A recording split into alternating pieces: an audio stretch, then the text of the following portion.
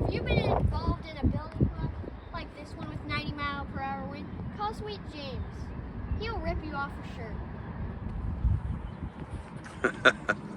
Well, that should get them going. This is Dallas wind damage from here in March 2025. These are building condos. This is in North Carrollton.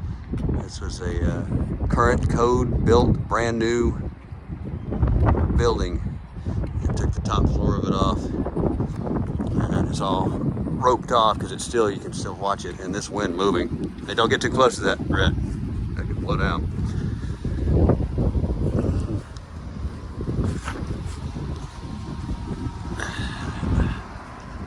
Completely gone. These, I think, were for sale for $1.2 million.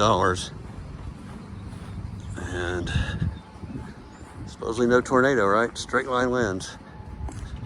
And it's a combination steel and wood. So if it was all steel, probably would not have happened. But because our building is as tall as this, and it's right in this area, and it's steel, so it is fine.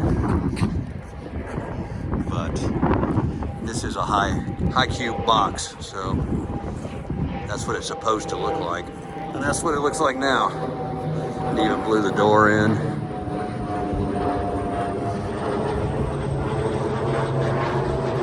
And yes, it has a steel main beam going up there, center, I think, of the building. It snapped all the rafters up there. So it probably carried it up this way, and then when the wind stopped, it dropped it back down. Yes, it's sheetrock. And you can see how much these windows flex. These front windows aren't broken out, but that center one is just, it is just warped. I wonder if someone threw a brick at it. No. Don't mess with this building. Somebody's having to pay a lot of money or deal with insurance to get this thing fixed right now. It's bad damage. So, but yeah, they have 3 of them. They just built these about a year ago. That one's occupied there, I believe, and then this one's brand new, and that one's brand new. That one's fine. Weird. Could have been a tornado, I think. And then over there, all the signs are gone. So it would have gone that way because it would have been out of the west.